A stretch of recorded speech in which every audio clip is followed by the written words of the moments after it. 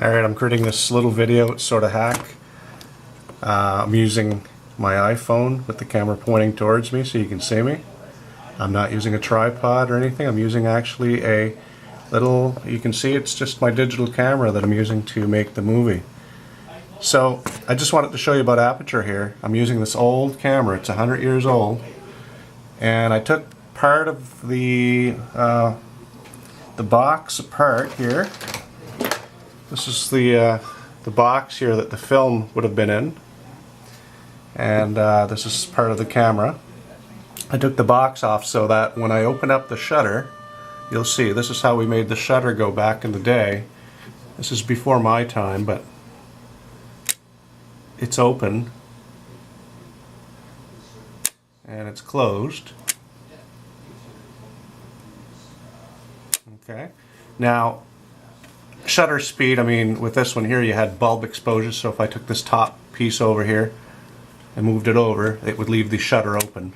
This would have shut here eventually. But in any event, what I'm here to show you is Aperture. And so in this, with this setting, you see that that hole is pretty small. So it's not letting a whole lot of light through to the film. So on your digital camera it would be letting, you know, a certain amount of light to your CCD card, your charge coupled device.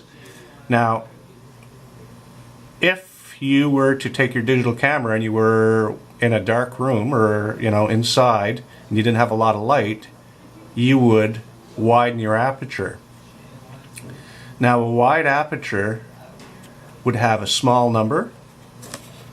That's an f-stop. And as you decide that you don't want as much light, you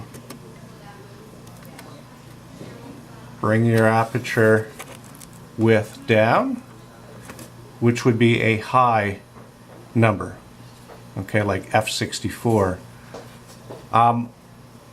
So let's say you were outside taking a photo and you had a really wide aperture like this. Your picture would probably be as bright as this screen. You're overexposing the, whoops, kind of lost my focus, but you're overexposing the film or the CCD card.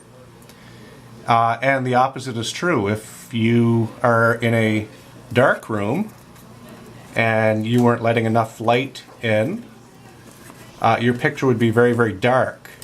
And luckily we have photo editing software like GIMP that will allow you to brighten it to a certain degree.